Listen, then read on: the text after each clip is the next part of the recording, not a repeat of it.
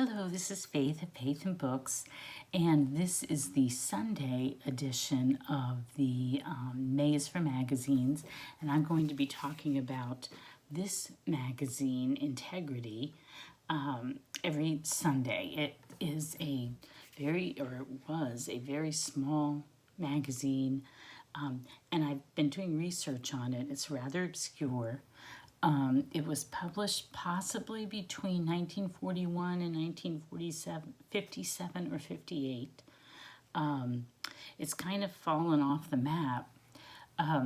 It's funny because I got this collection of some of these volumes from my aunt, who is a rather progressive Catholic, and yet looking around online, the groups that have sort of latched onto this and are sort of keeping it alive, republishing it, that sort of thing, are these small breakaway traditional Catholics who, are really into the Latin Mass and that sort of thing, the traditional Latin rite.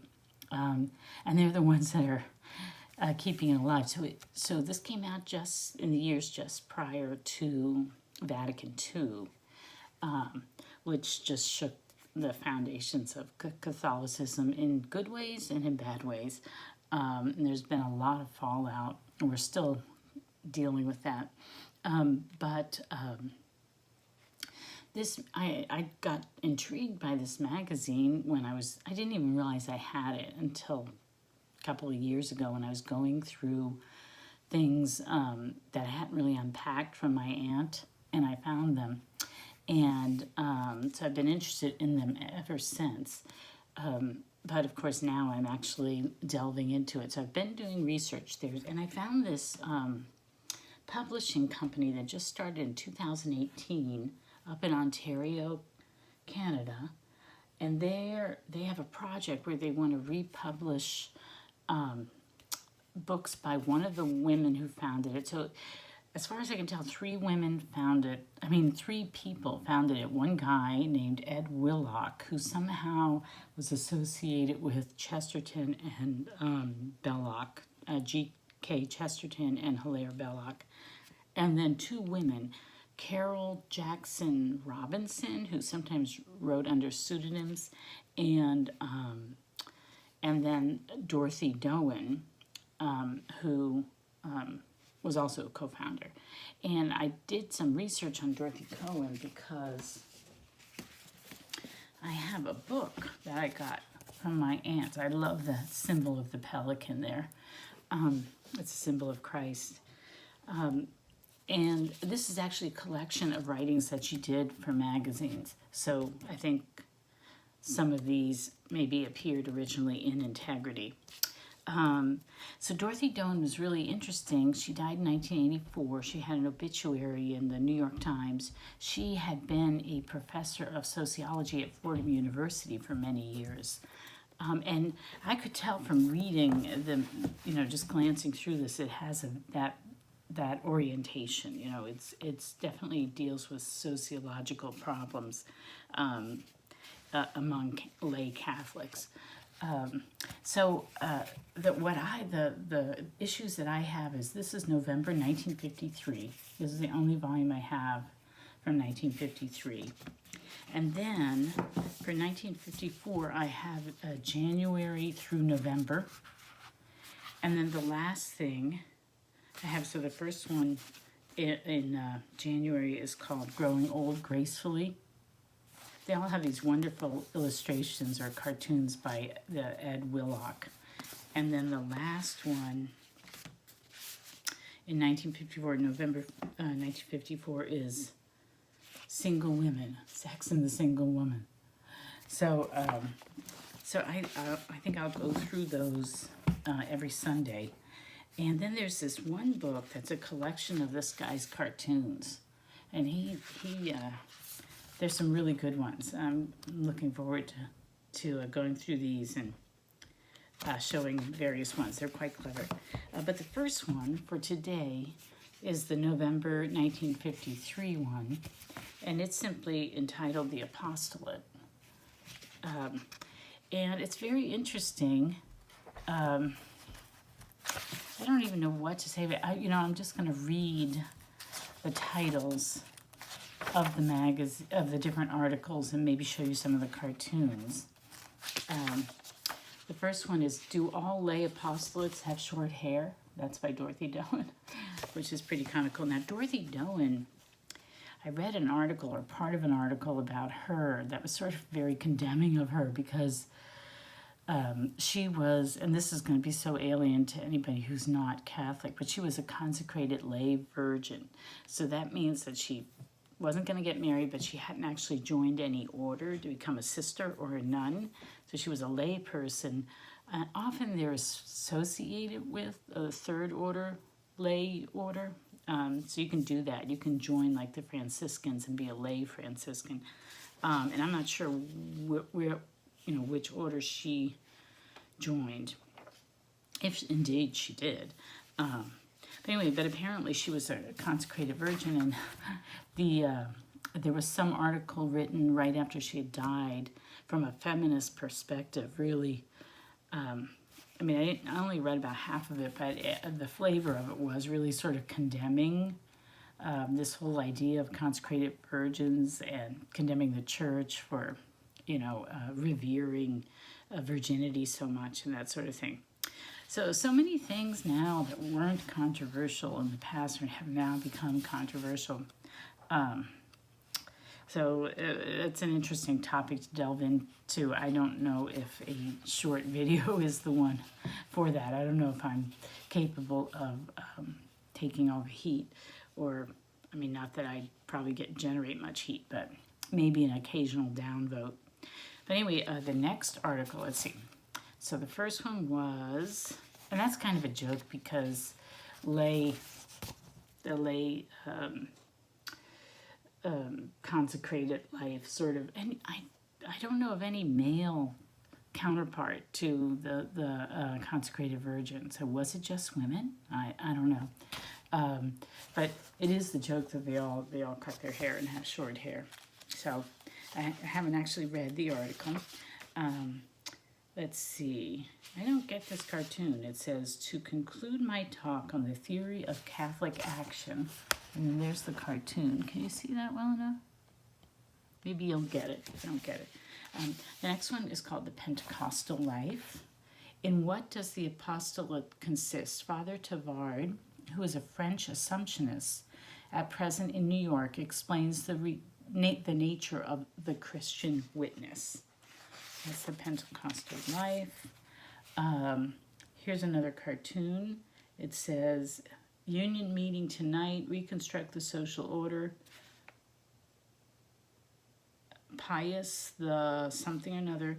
There are some who are apostolic with literary quirks who'd like to be acceptable without the corporal works. So corporal works of mercy, that's going out and feeding the poor and all that, taking care of those less fortunate. Next article is Ordination Not Enough by Donald L. Hessler, M.M. I don't know what M.M.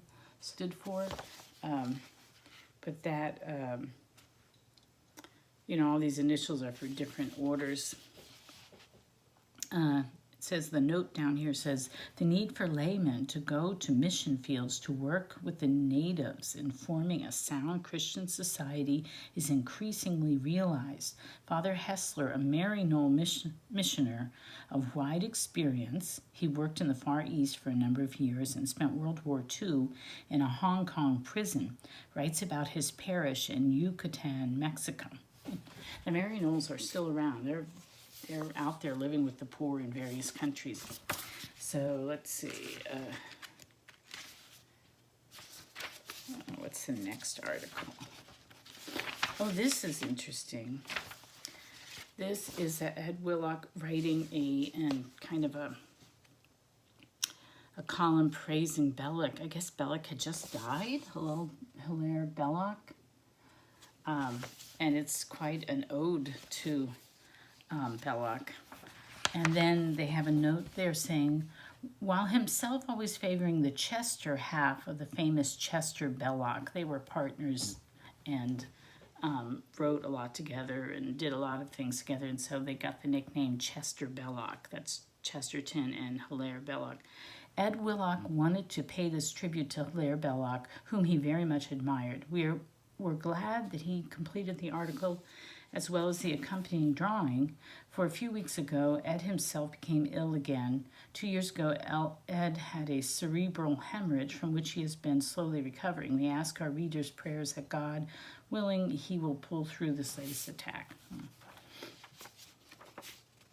And then, I can't even, the light isn't strong enough in here, and the print is too small, so I would need a magnifying glass, but there's another cartoon. I'm not quite sure what it's saying. About 10 minutes. Okay, confirmation makes adults. So on the sacrament of confirmation by James R. Gillis, O.P. So that's the order of preachers. I know that one. That's the Dominicans. It says, we have always heard that confirmation is the sacrament of the lay apostolate, but have always wanted a fuller explanation of why this is so. Father Gillis, who recently received the degree of Master and Doctor of Sacred Theology, the highest which the Dominican order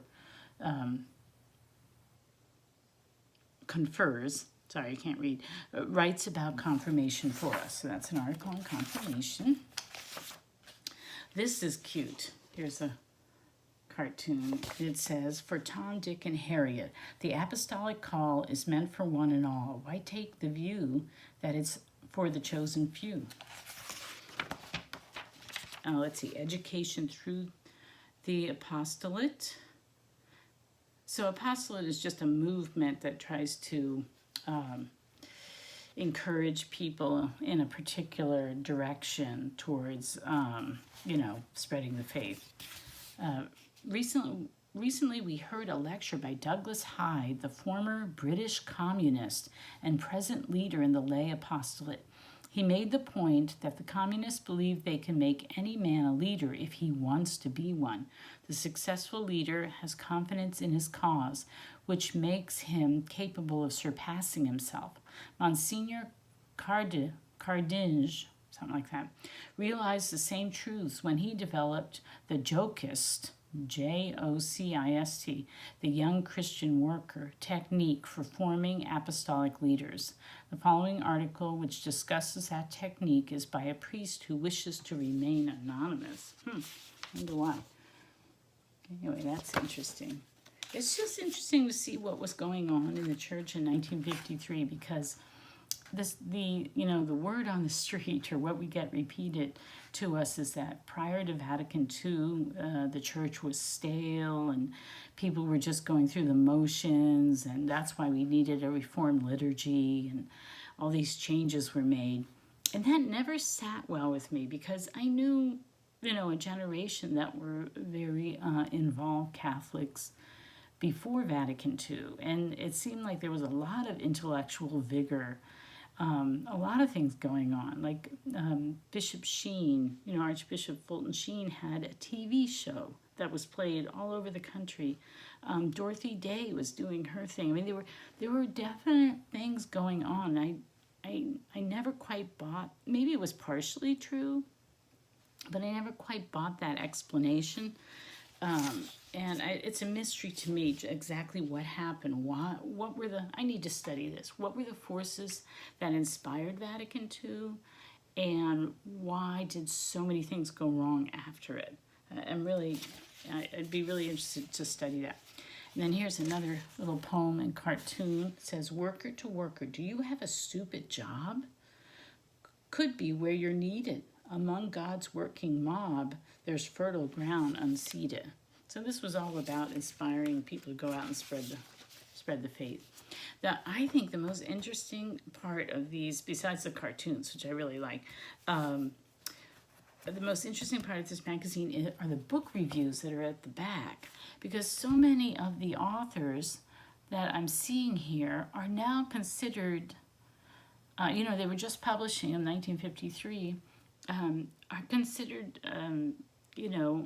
important theologians in nowadays. So some of the names are really familiar. And again, if they were publishing in this time and we're still respecting them and looking back, then I don't think the faith was that stagnant. You know, I'm just so confused about that. But anyway, the book reviews, I'll just go through them real quick. For priest and layman, it says. The first one is The Church Today, the collected writings of Emmanuel Cardinal Suhard. Never heard of that one.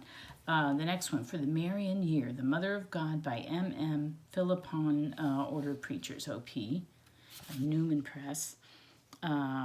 Sermons on the Liturgy by Pius Parsh, O.S.B. Apostolic Grab Bag, Principles and Paradoxes of the Militant Life. That sounds interesting. By Stefan Joseph Piat, and it's translated by somebody. Industrialization and the Pope. That sounds really interesting. By Mary Lois Ebert and Gerald Schnepp. Holy Work by Dom Rembert Sorg, and The Making of a Moron by Neal Brennan. That sounds, I wonder if it's like speaking out against industrialization and how the worker is sort of just treated like a machine. Neal Brennan, he's got articles in this magazine, and that was published by Sheed and Ward. Well, that's another reason why I don't think things were so static, because in the 50s, Sheed and Ward was still around. That was a really popular, originally English Catholic publishing group with a lot of energy, published a lot of really, really good works, and then moved to New York. And they had a real reputation, and they were going on. So that's not, it's not stagnant. Now, I've heard this guy, Etienne Gieson, spoken with respect by people today, Choir of Muses, translated by Maisie Ward. So she was married to Frank Sheed, and she and her husband founded Sheed and Ward. So anyway, so that's a familiar name that still is, and I thought there was another one. Is that the only one for this? Oh yeah, so for Lent I read What Jesus Saw from the Cross by A.G. Sertalange, and I have another book by him called The Intellectual Life, and here's a book that he wrote, Rectitude, right there. So he's somebody who people still are publishing and respect. So that, I really enjoy their book reviews. I think that's a really, that's kind of a treasure trove, because I'm seeing all these names now. So, and this magazine, was reviewing them, although maybe other more mainstream ones did. Anyway, I am going to investigate this magazine further. It's very interesting. It's like uncovering a mystery. And again, I'm intrigued by it because it's a forgotten woman, an accomplished woman. She was a professor of sociology at Fordham University. She published many articles. People have written about her. It's kind of a niche because it's just, the Catholic world. But still, why do we let these people be forgotten? I don't understand, especially women. They seem to be forgotten. And yet they were out there contributing. So anyway, so that's it. Oh my gosh, this one's way too long, and I know it's a very limited interest. It's really my own interest in exploring this particular magazine and what was going on culturally in the Catholic world at that time. So anyway, have a good Sunday, and I will talk to you tomorrow. I think I'm going to make another video tomorrow. Bye.